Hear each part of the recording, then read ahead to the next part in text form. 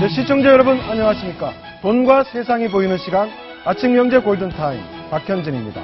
안녕하십니까. 강수진입니다. 오늘도 다양한 소식들 준비했습니다.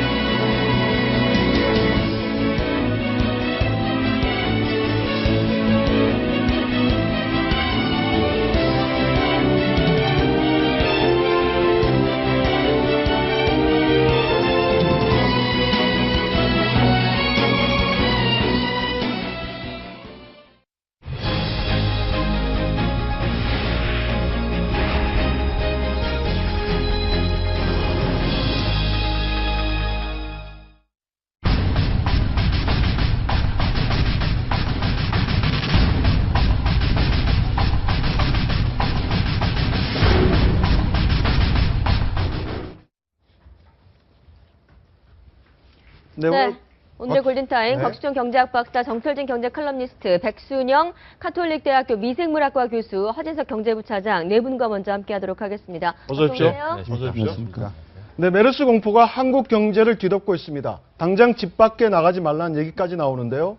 그러다 보니 관광은 물론이고 오락, 문화, 음식, 숙박업까지 타격이 클 것 같은데 어떻습니까? 그렇습니다. 2003년 사스 때도 그랬고요. 2009년 신종플루 때도 그랬고, 이게 어떻게 영향을 미치냐면 처음에 여행업을 건드립니다. 근데 여행업을 건드리면 그 다음에 숙박업이 묶이고, 그 다음에 이제 식당들이 같이 죽고, 이게 유통까지 같이 물리면서 거의 한 3개월 정도의 어떤 경제를 끌어내리는 그런 악영향이 나타나게 되는데, 벌써부터 지금 과거 사례들 나타나고 있죠. 2004년 사스 같은 경우에는 솔직히 국내 영향은 좀 미비했었고요. 그때 워낙 국내는 대응을 잘했었죠. 그렇죠. 하고 홍콩, 중국 같은 경우가 큰 타격을 받았는데, 뭐 싱가포르 같은 경우에도 2분기, 그러니까 석 달 동안 마이너스 성장률 뭐 그런 경우가 나왔었고, 2009년 같은 경우에 신종플루에 우리가 영향이 좀 컸었는데, 당시에는 여행업에서 굉장히 큰 타격을 미쳤다.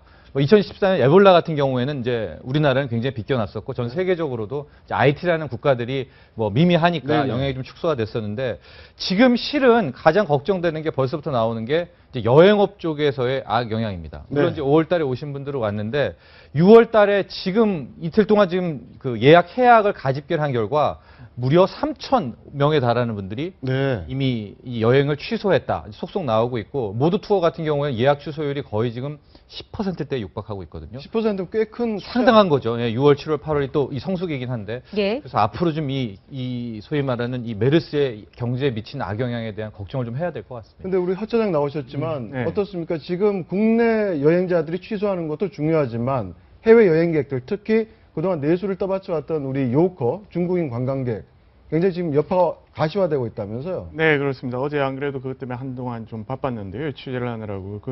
대만에서 오려고 했던 여행객들 한 1,300여 명, 포함해서 또 중국에서 오려고 했던 300여 명, 포함해서 한 2,000명 이상, 지금 3,000명 가까이 지금 사람들이 그렇게 지금 취소를 한 걸로 되어 있고요. 아까 전 칼럼니스트께서 말씀하신 대로 이런 사태들은 이제 계속해서 확산될 여지가 있습니다. 이뿐만 아니라 내국인들도 지금 이제 곧 있으면 해외여행 처리되는데요. 외국에 가는 것들을 걱정해야 되는, 이제 아직 뭐 가시적인 뭐 입국 금지 조치라든지 그런 건 있지는 않지만 이제 걱정을 하는 거죠. 이거 당장 그날 가는데 우리가 한국이라는 나라에서 지금 그 발병한 병 때문에, 메르스 때문에 입국 금지 조치를 당하는 거 아니냐, 그런 문의 전화들이 많이 나오고 있는 상황입니다. 벌써부터 문의 전화를 하고 있다. 네, 여행사에 막 문의 전화를 하면서 걱정들을 많이 하고 있으면서, 이 메르스 때문에 결국은 이제 사람들의 이동이 제한이 되면서 경제에 미치는 파급 효과들이 커지려고 하는 단계에 있다고 보시면 됩니다. 네, 아무래도 과거 2003년 사스에 대한 트라우마가 중국인, 뭐 대만, 홍콩 사람들에게 아직까지 깊이 남아있다라는 생각이 드네요. 그렇죠. 그 당시에 이제 사스는 사실 한국에는 환자가 발생하지 않아서 안전 지역이었다 그래서 뭐 WHO로부터 상당히 안전한 국가로까지 칭찬까지 받았었는데, 우리나라 GDP도 0.3%포인트 하락을 했었습니다. 발생하지 않았습니다.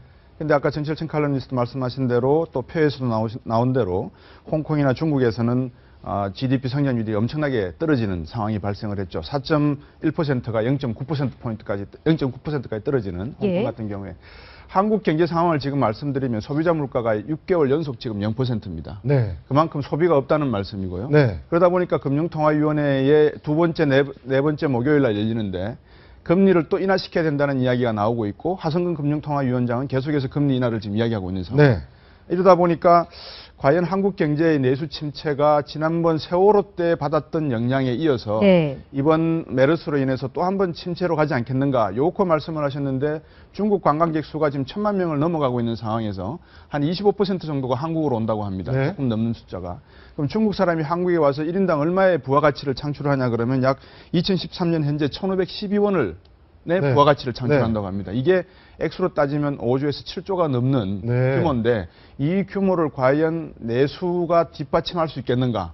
외국인 요커들이 만들어 놓은 7조가 넘는 규모의 내수를 완전히 빠져나갈 경우에 이 문제를 여러 가지 고민을 해보면 한국 경제에서 과연 긍정적인 신호는 아닌 것 같다. 그러다 보니까 어제 주식시장도 1.13%포인트 코스피가 빠지고 급락했죠. 기관들이 매도세를 보이고 환율도 엔화는 떨어졌지만 달러는 오르고 있는 그런 추세를 보이고 있는 것 같습니다.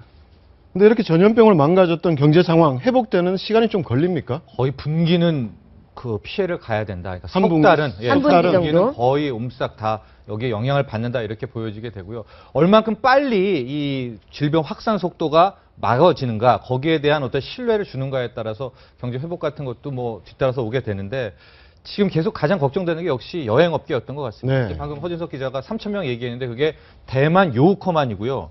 실은 숨겨진 부분에 따르면 일본 관광객들도 지금 굉장히 많이 취소를 한다고 하고 아마 이번 주 말에 집계가 나올 텐데 그래서 지금 뭐 주식시장 얘기했지만 어제 화장품주는 하한가가 속출했었고 여행업도 뭐 마이너스 8% 넘게 빠지게 됐었는데 결국에는 이게 과연 내수까지 어떻게 영향을 미치게 될까 여기가 관건인 것 같습니다. 하나의 예를 들면 양양공항이 거의 죽었었지 않습니까? 이 양양공항이 중국인 관광객들로 인해서 살아났었거든요. 근데 양양공항에 아마 1분기에 관광객 숫자가 16만 명이 양양공항을 통해서 들어왔는 것 같은데 이게 과연 2분기, 3분기 때 메르스 이후에는 어느 정도 숫자로 감소될지 이런 전반적인 내용을 놓고 보면 한국 시장의 내수 분위기가 상당히 좀 냉각되는 분위기다. 그러면 금융통화위원회에서도 금리를 아마 떨어뜨릴 가능성이 높지 않나 하는 생각이 듭니다. 알겠습니다. 6월 3일 현재 지금 메르스 사망자 2명, 사망자를 포함한 확진자는 30명으로 집계가 되고 있습니다. 5명이 늘어났죠. 그렇죠. 그리고 3차 감염자가 3명으로 알려지고 있는데요. 그런데 어제 뭐 보도에 따르면 최초의 메르스 사망자가 발생한 병원에서 그보다 하루 먼저 숨진 메르스 의심 환자가 있었다라는 보도가 나왔습니다. 80대의 여성, 최초 사망자보다 하루 전에 먼저 숨진 것으로 지금 확인이 되고 있는데요. 메르스 의심 환자로 좀 볼 수 있을까요? 어떻습니까, 교수님? 글쎄요, 아직까지 그 확진 결과가 나오지 않았기 때문에 잘 알 수는 없지만요. 최종적으로 진단이 나오면은 그 부분은 밝혀지겠죠. 한 8m 거리에 있었다고 그러는데 같은 병동에서요? 근데 그 중환자실이었기 때문에 상당히 그 몸의 상태가 면역력이 굉장히 떨어져 있는 상태였을 것이고 아주 적은 양의 바이러스로도 아마 감염은 성립됐을 거라고 봅니다. 근데 지금 뭐 나오고 있는데요. CG를 다시 한번 보여주시죠. 병원 관계자 어떻게 얘기를 했는지 KBS 출전 KBS고요. 상태가 호전돼서 여성.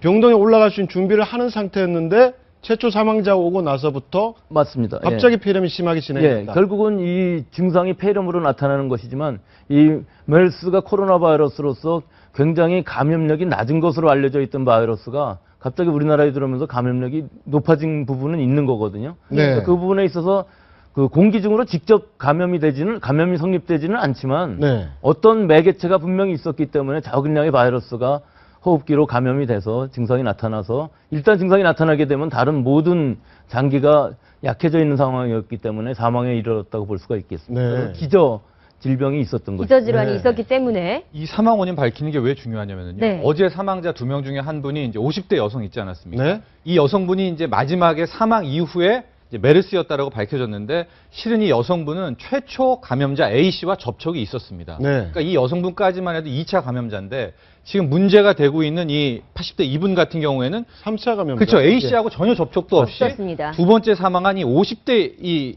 환자와 같이 있었다는 이유거든요. 그래서 만에 하나 이번에 밝혀져서 3차 이 메르스 확진이 나오면 3차 감염자 사망이라는 또 하나의 뭐 확산이 되는 그런 여기에서 백 교수님 어떻습니까? 지금 말씀해 주셨는데 만약에 지금 메르스 확진 판정이 되면 사망 이후에 이제 감염 여부가 확인이 되는 건데요.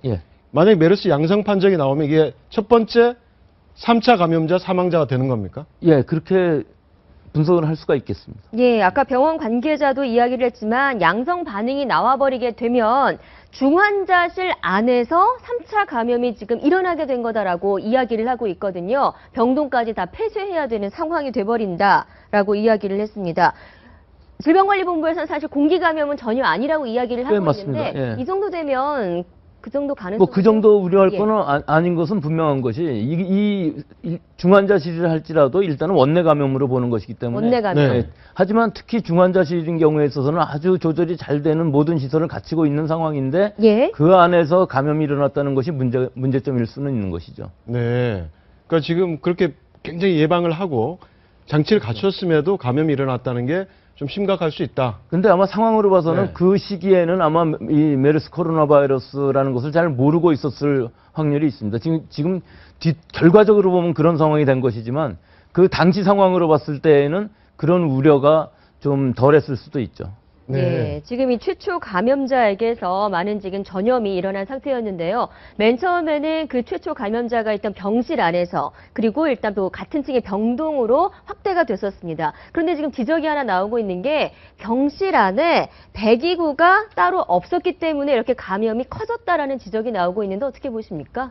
그거는 공기 중에 이제 바이러스가 계속 떠다니면서 감염을 시킬 경우는 그런 것이 맞을 수가 있지만 네. 지금 이 상황을 보면 사실은 공기 감염의 전염이라기보다는 오히려 우리나라 그 입원실의 상황, 우리나라의 독특한 그 입원 문화라는 것이 큰 문제일 수는 있습니다. 예를 들어서 같은 병실에서는 뭐 거의 식구처럼 지나면서 그렇죠. 그 아주 밀접한 컨택이 있는 것뿐만 아니라 여러 가지 뭐 탕비실이라든지 서로 다른 방에서 다른 입원실 일을 할지라도 이 크로스 컨택의 버금가는 아주 굉장히 감염원이 될 수 있는 여러 그 원인이 있을 수가 있기 그러니까 때문에 다른 병실에 있는 환자가 이 병실에 놀러 오기도 하고 환자가 놀러 오기도 하지만 보호자들이 네. 서로 뭐 같이 만나서 마시기도 하고 먹기도 예. 하고 서로 컨택하니까. 그리고 다인실 같은 경우에는 사실 그 병동 층에 화장실이나 뭐 개수대 같은 걸 함께 사용하는 경우도 굉장히 그렇죠. 많지 않습니까? 6인실, 5인실인 예. 경우에 있어서는 물론 그 안에 화장실이 있지만 상당히 많이 부족하기 때문에 그렇죠. 공동으로 사용하는 따라서 같은 입원실이 아니라 할지라도 충분히 감염이 성립할 수 있는 그런 조건이 만들어져 있는 건 사실이죠. 네. 제가 궁금해서 한번 여쭤보기도 하고 또 틀렸으면 좀 바로잡아 주시면 고맙겠습니다. 네. 바이러스라고 하는 것은 아까 공기 중에 떠다녔다라는 말씀을 하셨길래 바이러스는 살아있는 생물체에 반드시 존재를 하다가 옮겨지는 거예요. 예. 재채기를 하거나 기침을 할 때 손에 묻은 이 바이러스 병원체가 예.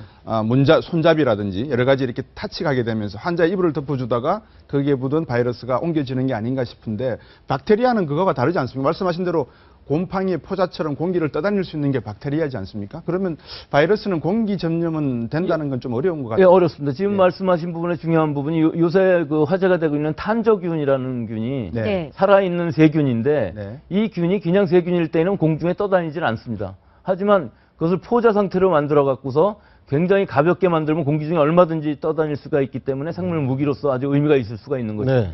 다만 이 호흡기 감염일 경우에 있어서는 환자의 기침이라든지 재채기에서 나오는 비말 같은 것들이 결국은 아주 작은 물방울들이 공기 중에 떠다니는 시간은 한정되어 있을 겁니다. 네. 따라서 그것이 이제 어떤 표면에 뭐 환자의 손일 수도 있고 보호자의 손일 수도 있고 아니면 그 이외 여러 가지 침상이라든지 표면에 많이 묻어 있을 수가 있기 때문에 그것을 네. 접촉함으로 해서 결국은 감염이 성립되는 그런 상황이지 공기 중으로 확산돼서 이것이 전파된다 하는 것은 아직까지는 그런 사례는 없었습니다. 네. 근데 지금 굉장히 확산 속도가 굉장히 빠르잖아요. 그래서 그것은 변이 변종 바이러스 얘기도 나오고 있는데 어떻게 보십니까? 예, 그건 지금 뭐 여러 방송들에서도 나왔었는데요.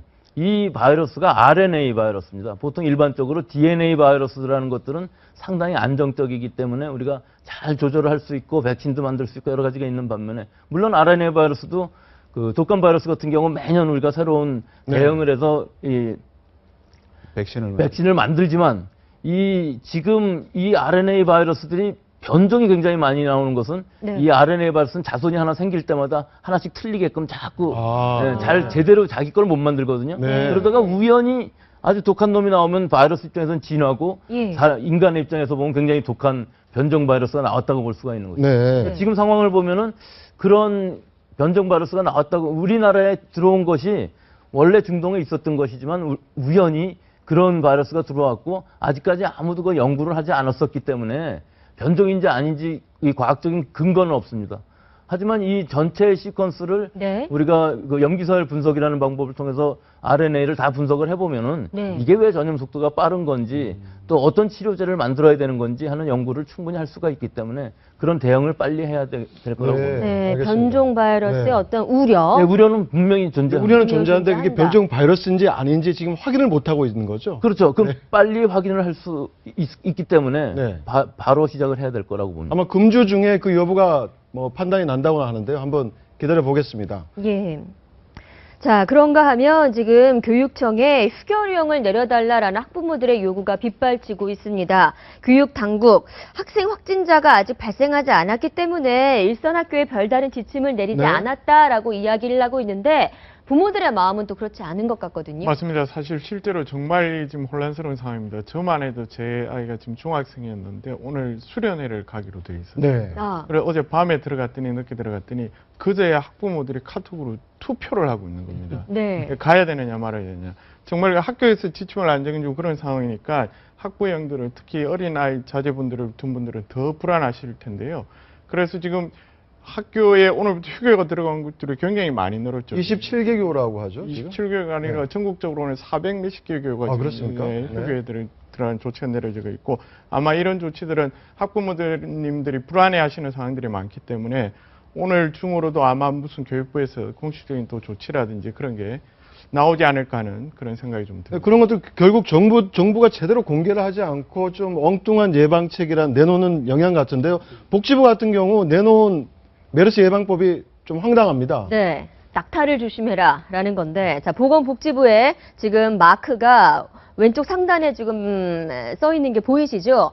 자, 낙타와의 밀접한 접촉을 피하세요. 멸균되지 않는 낙타유 또는 익히지 않은 낙타고기 섭취를 피하세요. 이걸 지금 지침이라고 내려놨는데, 낙타고기 드셔보셨습니까? 네티즌 반응도 재밌었는데요. 예. 아, 고맙다. 냉장고에 낙타유 넣어놨는데 그거 안 마셔야 되겠다. 뭐 이런 얘기 나오고 있고요. 낙타 타러 가려고 그랬는데 낙타 안 타야 되겠다. 뭐 이 정도로 희화하는 반응인데 아마도 저게 중동 지역에서 나왔던 이제 경고문 같은 것을 그대로 번역한 거죠. 번역해가지고 네. 우리 그렇군요. 보건당국에서 아마 사용했던 것으로 알려지고 근데 낙타만 지금 이야기했는데 예. 이 박쥐에게도 이 바이러스가 박쥐. 배트라고 하는 그 박쥐 있지 않습니까? 그 박쥐에게도 지금 이 바이러스가 뭐 발생이 된다는 이야기가 있기 때문에 여기는 박쥐고기도 포함이 돼야 될 것 같고요. 박쥐는 우유를 안 내니까 박쥐 우유는 아니겠네요. 근데 학부모들이 가장 우려하는 건 바로 그 네. 부분입니다.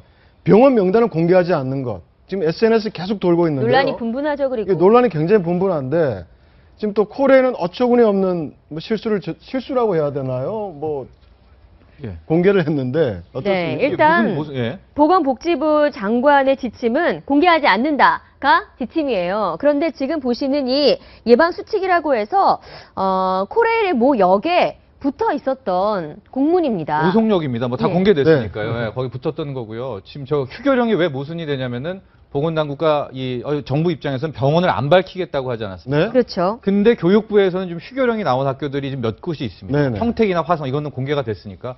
그러니까 그 학교를 공개하면 자연스럽게 지역이 또 나오게 되는 거 아닙니까? 당연하죠. 그러니까 당연히 학부모 입장에서는 그 지역과 병원들끼리는 알고 있고 그런데 보건당국은 끝까지 병원을 공개 못하겠다고 하고 그러니까 일종의 이게 정보의 비대칭성입니다. 그 지역사회는 다 알고 있는데 다 알고 있는 걸 공식적으로 예, 밝히지 안 하고 않으니까. 있고 그렇죠. 휴교령은 내리고 있고 학부모는 불안해하고 그러니까 어쨌든 적어도 보건당국과 교육부 정도는 맞춰서 일관된 정책 하나의 명령이 내려오자 돼야 되지 않을까요? 근데 괴소문 말씀을 하셨는데 지금 평택 수원 나왔지 않습니까? 네. 저한테 왔던 첫 번째 카톡 문자에 보면 정확하게 평택 수원 지역이라고 개문자라고 그 보건복지부에서 얘기하는 예. 네. 들어왔고요. 네. 그다음에 어느 병원이라고 했는 그 병원 이름도 네. 사실상 지금 9개로 추정이 된 10개인데 토탈 9개로 만들어서 저한테 온 개문자 안에 네. 들어 있습니다. 네. 그러니까 무슨 말이냐면 이미 많은 사람들은 평택과 수원 지역에 발생을 했고 어느 병원에서 지금 이 문제가 일어나고 있는지를 알고 있음에도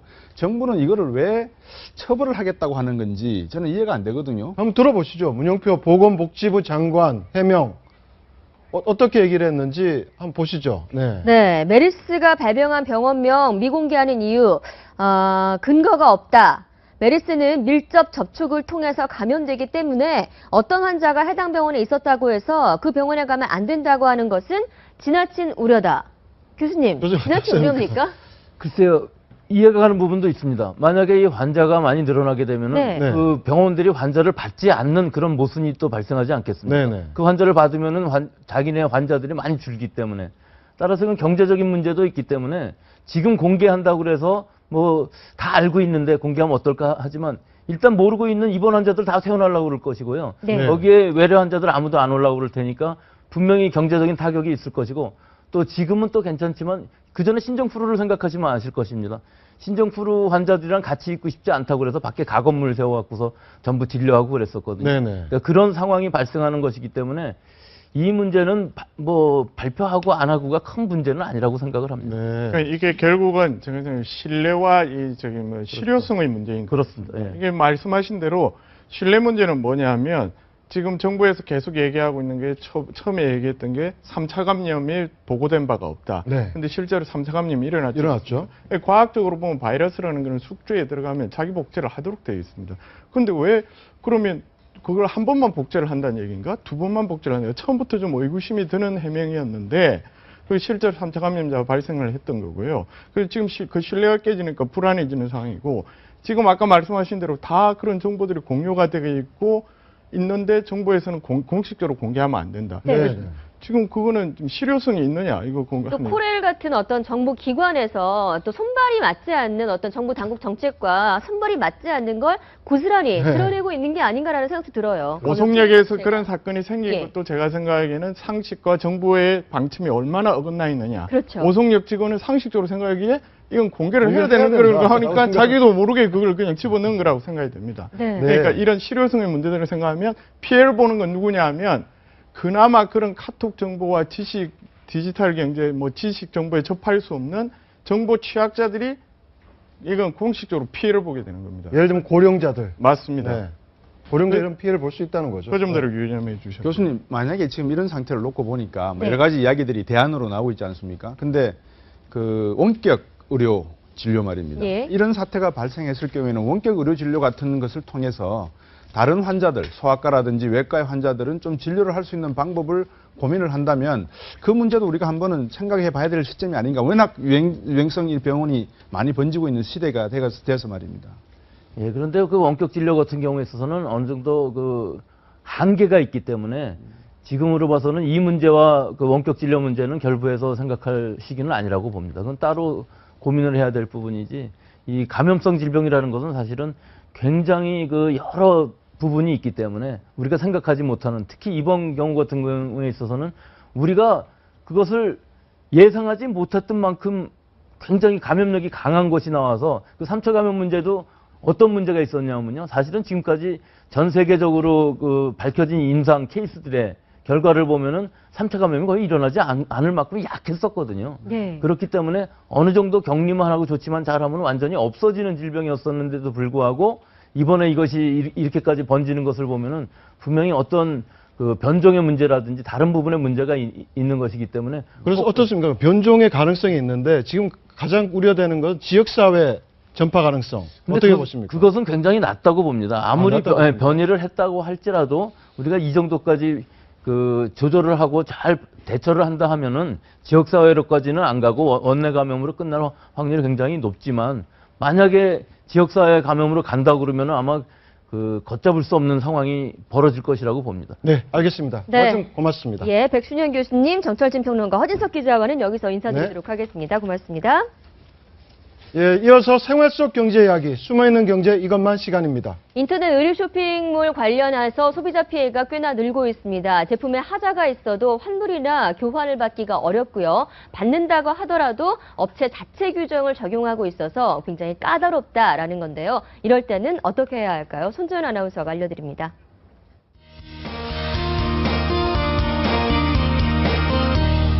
네, 유용하고 재밌는 숨어있는 경제 이것만.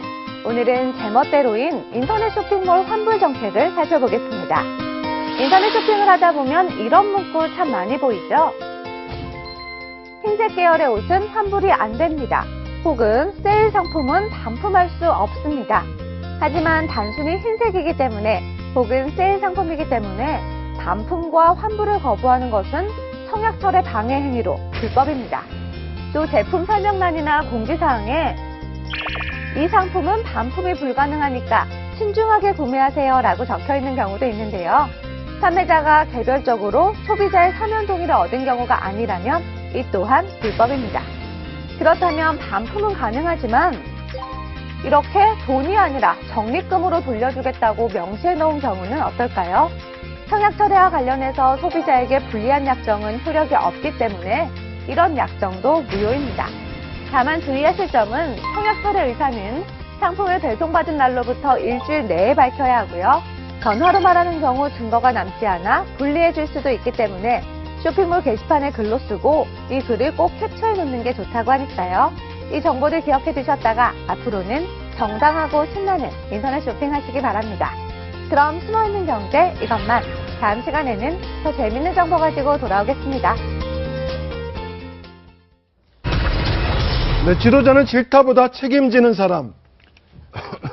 메르스와 관련해 박근혜 대통령이 입장을 밝혔는데요. 이른바 유체이탈 화법이라는 비판 목소리가 나오고 있습니다. 어떤 내용인지 한번 보시죠. 네, 박근혜 대통령 지난 1일 수석 비서관 회의에서 이렇게 말했습니다. 메르스 같은 신종 감염병은 초기 대응이 중요한데 초기 대응에 미흡한 점이 있었다.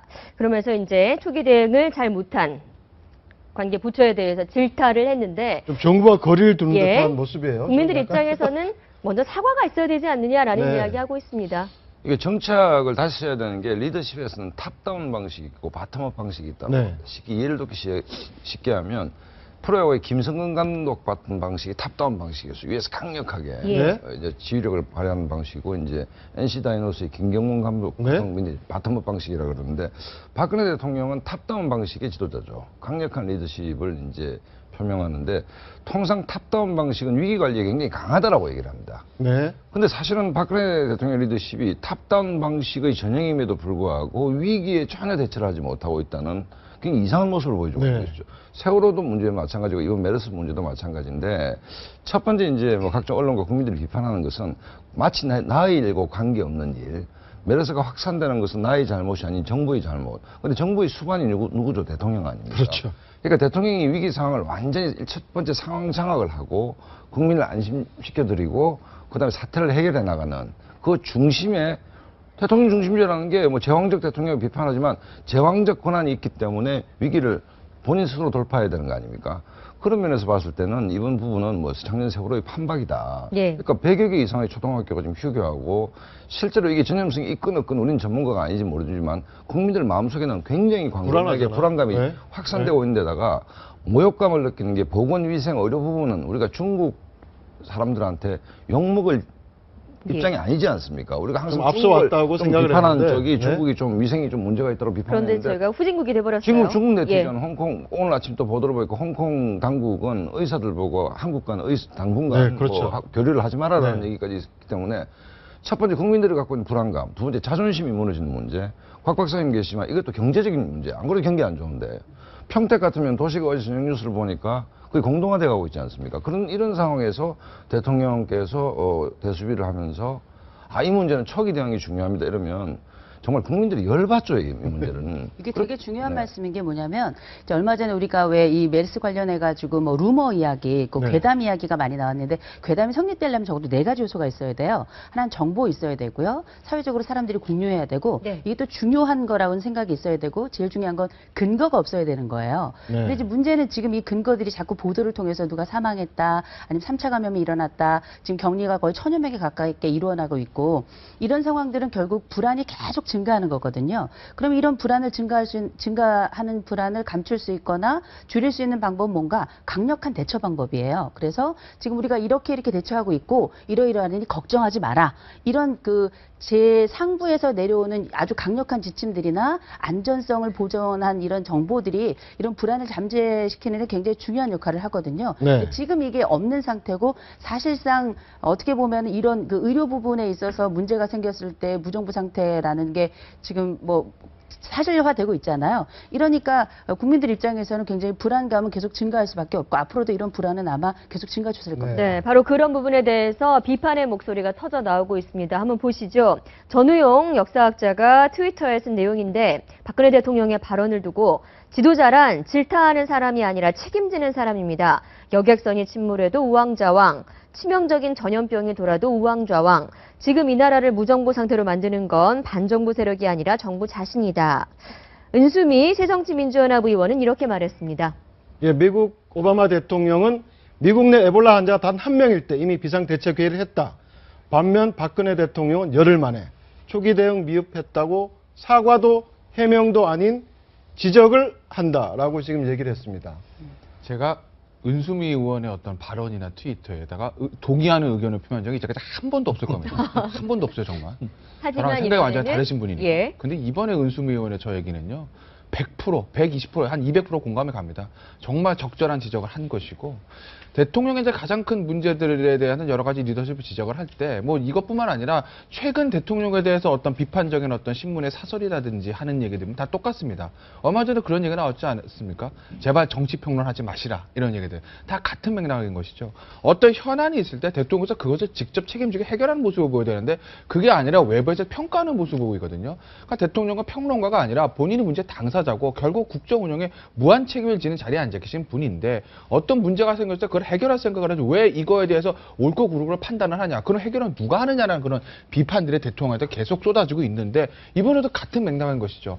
만약에 정말 메르스 초기 대응 잘못한 거 누구나 다 압니다. 초등학생도 알고 있습니다. 그 대통령께서 수석 비상회의에 나오셔가지고 야 너희들 초기 대응 정말 잘못했어. 얘도 혼나. 이게 맞느냐는 거죠. 내가 국정의 모든 총책임자인데 국민들께 이거 초기 대응 문제 때문에 심리를 끼쳐서 죄송하다. 내가 어떻게 해서든지 무슨 일을 하서든지 이걸 내가 직접 해결하겠다라고 하고 뭐 질병관리본부로 방문을 하시든지 물론 대통령께서 그 관리본부 그 방문하시면 메르스가 잡힙니까? 안 잡힙니다. 하지만 대통령께서 직접 나서시는 모습을 보이면 국민들이 아 뭔가 대통령이 우리를 위해서 이걸 좀 잡으려고 노력을 하는구나 라는 생각을 하실 텐데 그거 없으시고 청와대에 앉아서 말씀을 하시게 되면 국민들 어떻게 생각하겠습니까? 지금 저는 불안할 수밖에 없죠. 이 국가적인 상황에서 긴장감이 없다라는 생각을 하거든요. 만약에 대통령께서 회의를 소집을 하셨다면 그 회의에서 문제점을 지적하는 것에서 끝나는 게 아니라 자 이렇게 되면 뭐 또 채널 A에서 말하듯이 경제적인 파장이 지금 상당히 심각할 거라고 예상이 된다. 그러면 각 기재부 장관과 지식산업부 장관은 어떤 대책이 있고 보건부 장관은 어떤 대책을 갖고 있느냐라는 질문을 하시고 거기에 대한 대응책을 내놓으라고 이 말씀을 하셔야 아까 말씀하신 탑다운 방식의 강력한 리더십이 되는데 네. 제가 보는 입장에서는 이건 탑다운이 아니라 어떻게 보면 바텀업도 아니고 국가 전체적으로 긴장감이 완전히 무너진 상태에서 당신은 당신대로 정부는 정부대로 가고 있는 진짜 이 길 잃은 어떤 모습이 아닌가 하는 우려가 됩니다. 네, 14일에 미국 순방 앞두고 있는데 지금 이런 상황에서 또 대통령이 자리를 비우는 게 맞을까라는 의문도 좀 나오고 있는데 어떻게 보세요? 14일이면 많이 남았죠. 네. 14일까지 만약에 확산이 된다면 그야말로 그건 국가 재난 상태입니다. 14일 날 방미를 하는데 그때까지 아직 많이 다음 주 14일이면 다음 주 일요일입니다. 그렇죠. 네. 그러면 이게 우리가 보름간 잠복기가 있다는데 14일까지 확산이 계속되고 있다라고 한다면 정말 그건 심각한 문제죠. 네. 방미 문제가 아니고 그럼 국가 재난 사태에서 대통령이 외국 순방을 나갈 수 있을 것인가도 저는 의문인데 네. 뭐 방미를 하고 안 하고의 문제보다 이런 문제는 대통령이 나서 상황을 장악해야 된다. 상황을 장악해야 되고 정말 이럴 때 강력한 탑다운 방식의 리더십이 발휘가 돼야 된다. 그다음에 현장의 중심에 대통령이 있어야 된다.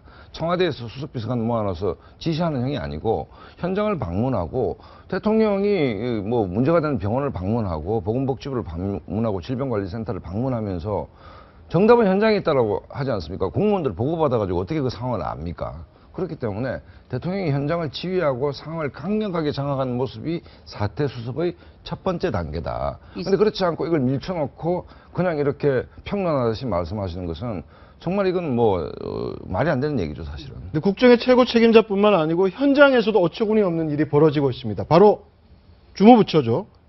질병관리본부. 한번 얘기해 주시죠. 20일 날 첫 메르스 감염자가 나왔을 때 과연 무엇을 하고 있었을까요? 예. 20일 첫 바로 메르스 감염자가 나왔던 날 운동회를 갔다고 체육대회를 했다고 합니다. 예.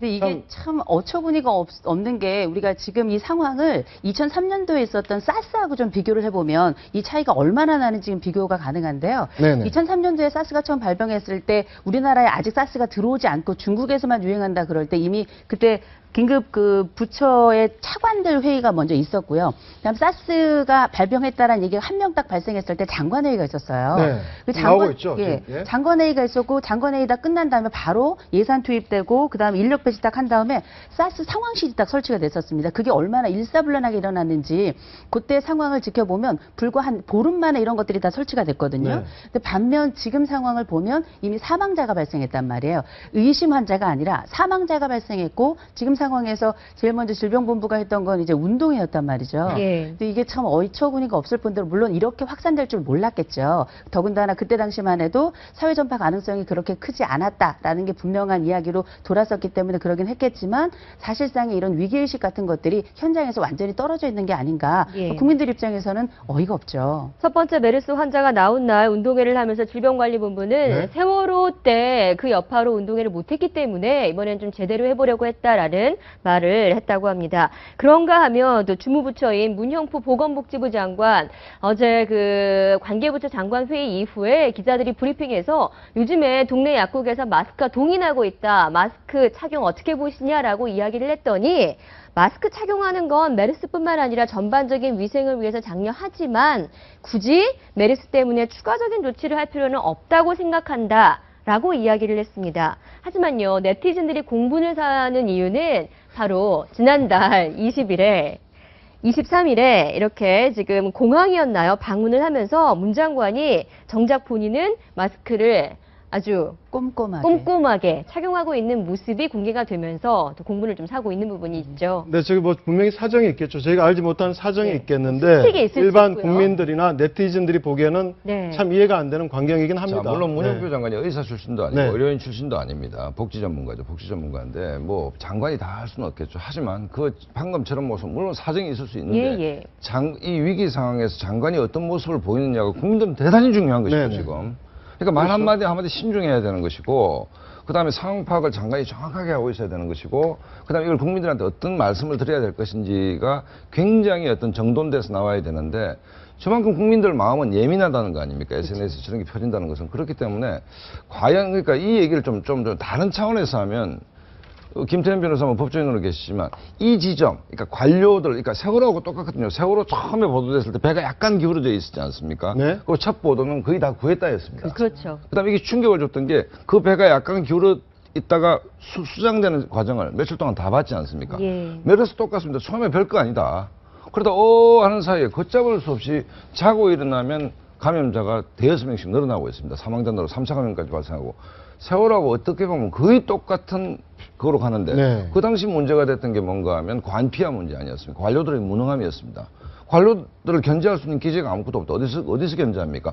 무능하지만 국회에서 견제해야 되는 것이죠. 네. 법과 시행령이 안 맞으면 시행령 공문 입막 들어 고치는데 국회가 견제할 수 있는 것이죠. 이 문제 제기거든요, 지금. 이 문제 제기이기 때문에 어쨌든 우리가 세월호에서 그렇게 지금 아직도 상처가 아물지 않은 상태에서 이런 위기 상황에서 청와대와 정부가 보이는 모습은 정말 실망을 넘어서 이게 분노까지 갈 수밖에 없다라고 저는 봅니다.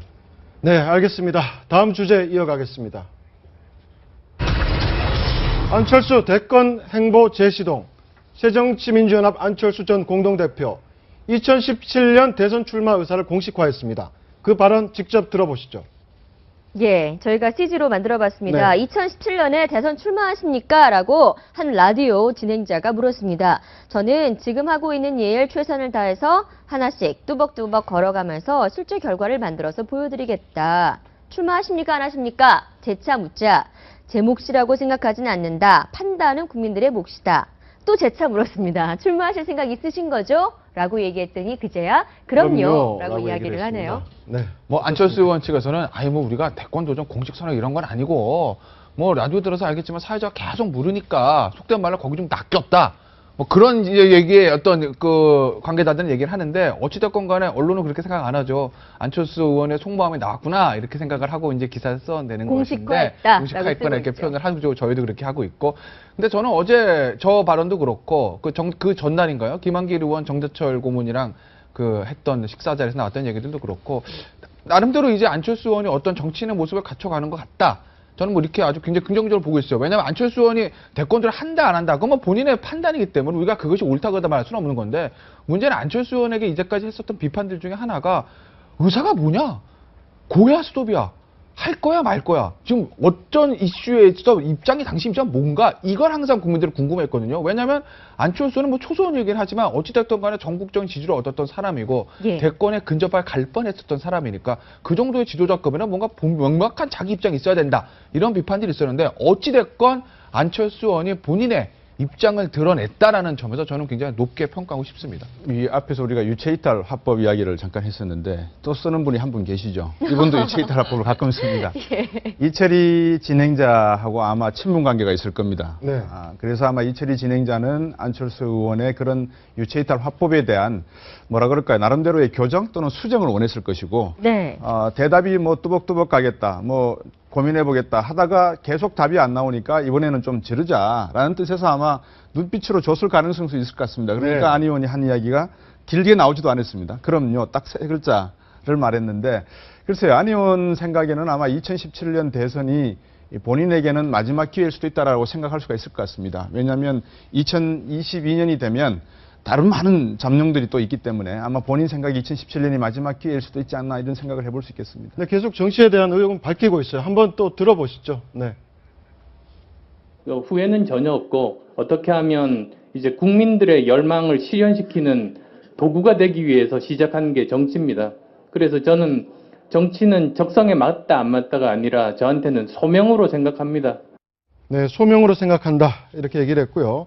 그리고 또 바로 문재인 대표에 대해서 또 약간의 직격탄을 날렸습니다.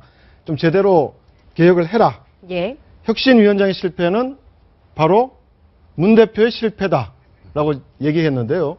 굉장히 좀 발언 강도가 센 것 같은데 어떻습니까? 아니 맞는 말이죠. 뭐 혁신. 좀 거리를 두려고 하는 거 아닌가요? 문재인 대표랑? 거리는 지난번 대선부터 이제 대선 캠페인 과정에서도 거리를 두었던 것 같고 어쨌든 뭐 최근 안철수 의원의 발언은 정치인으로서 훈련 강도가 조금씩 높아지고 있다. 그러니까 과거보다는 훨씬 정치인 안철수가 무슨 생각을 하는지를 국민들이 좀 쉽게 알 수 있다. 과거에는 무슨 말인지를 잘 몰랐거든요, 사실은. 그러니까 이제 워딩이 좀 심플해진다는 것은 정치적 훈련이 좀 돼가고 있구나라는 느낌이 있는 것이고, 안철수 의원이 대선 도전을 하지 않는다면 재선 3선, 4선, 4선 상임위원장 하는 게 꿈인가? 그건 말이 안 되는 얘기죠. 그렇기 때문에 또 어찌됐든 뭐 그걸 긍정하든 부정하든 안철수 현상이라는 것은 결국 국민들이 새로운 정치를 바란다는 에너지가 안철수를 통해서 표현된 거 아니겠습니까?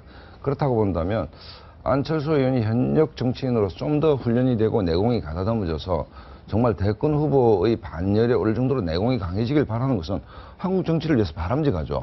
저는 그 길 위에 있다. 근데 그 성과가 어떻게 나올지 좀 지켜봐야 된다. 사람의 이름 앞에 현상이라고 붙은 단어가 나온 건 아마 안철수 현상이라고 하는 게 처음일 것 같습니다. 그만큼 안철수 의원은 정치적인 책임의식이 분명히 있어야 된다는 생각이 들고요.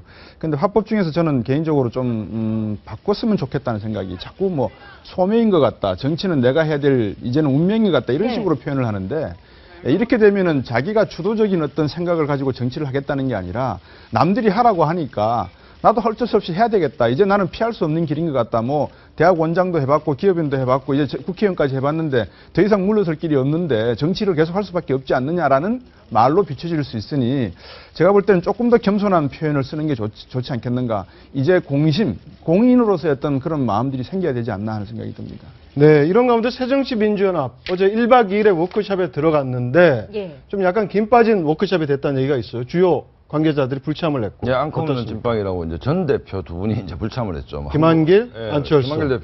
김한길 전 대표는 감기 몸살이 심해서 안철수 대표는 어제 TV 라디오 출연한다고 뭐 이렇게 됐는데 김한길 안철수님이 빠지니까 아무래도 좀 이게 김 빠진 맥주가 좀 안 되겠습니까?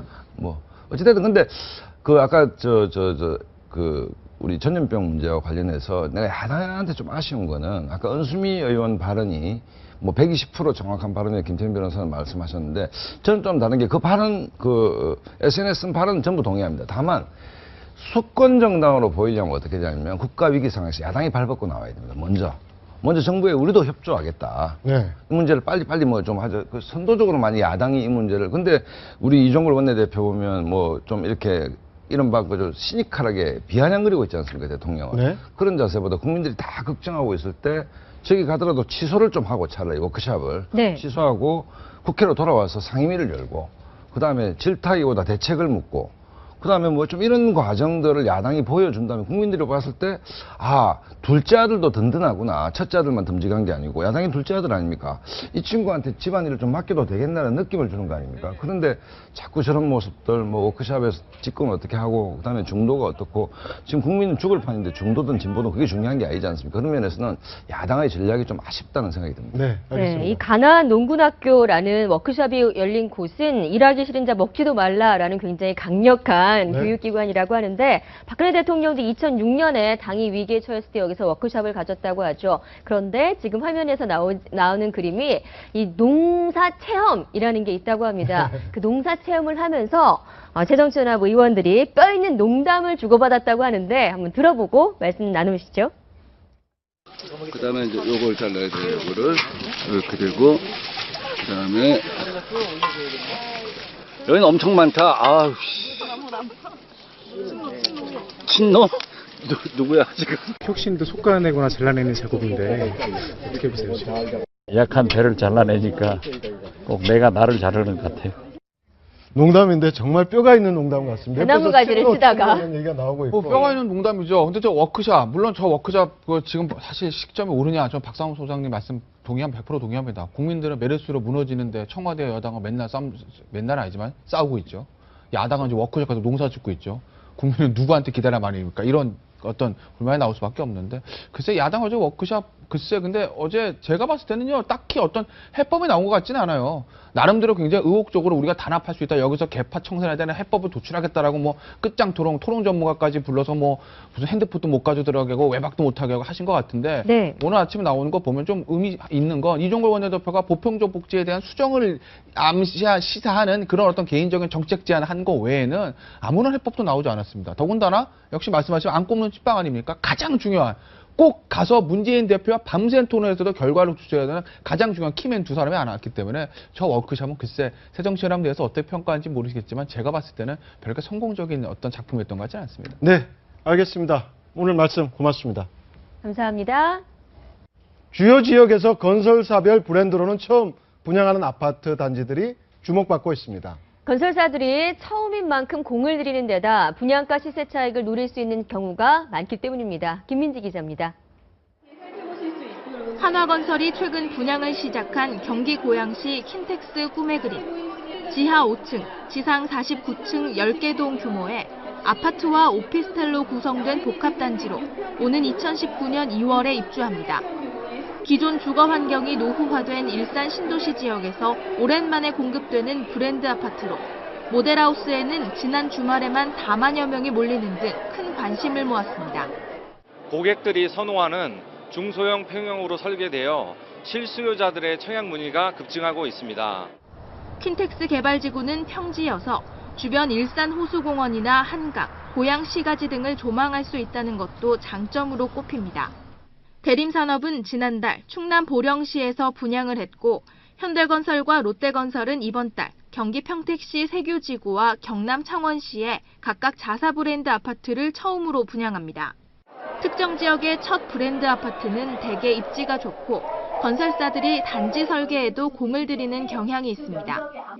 추후에 들어설 자사 아파트에 비해 분양가도 약간 낮춰 책정하는 경우가 많은 만큼 실수요자라면 주변 아파트 시세와 함께 이런 점을 고려할 필요가 있습니다. 채널A 뉴스 김민지입니다. 네, 농업에도 벤처기업의 첨단 IT 기술을 접목시키면서 우수한 농산물과 가공식품으로 일자리를 만들 수 있습니다. 이런 목적으로 정부와 GS그룹이 세운 전남 창조경제혁신센터가 문을 열었습니다. 이준영 기자입니다. 미국 서부 캘리포니아주 인구 15만의 소도시 살리나스밸리. 연중 따뜻한 기후로 미국 샐러드 채소의 80%를 생산하며 전 세계의 샐러드 그릇이란 별칭을 갖고 있습니다. 2년 전 실리콘밸리의 벤처기업들이 농업기술 개발에 투자하면서 첨단 IT 기술과 농업이 접목돼 대박을 만든 겁니다.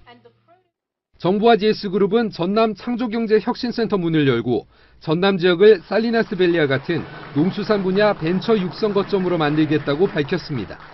전통적인 농업의 ICT, 생명공학, 식품 가공 기술을 결합해서 생산성과 상품성을 높이고 혁신 아이디어를 더해서 가치를 끌어올린다면 GS그룹은 한중 FTA로 확대될 중국 시장과 자사의 유통망을 활용해 농수산물과 가공식품의 해외 진출을 돕기로 했습니다. 여수에서 산출되는 꼬막을 활용하여 이온화 칼슘을 제조하는 업체입니다. 그리고 대기업의 분석 장비와 중앙연구소의 기술을 바탕으로 제품을 생산한 이후에 국내 시장과 해외 시장에 진출할 수 있는 기회를 갖고자 합니다. 전남혁신센터는 여수의 화학산업을 기반으로 친환경 바이오 화학산업 생태계도 조성할 계획입니다. 채널A 뉴스 이준영입니다. 네, 지금까지 아침경제 골든타임이었습니다. 고맙습니다.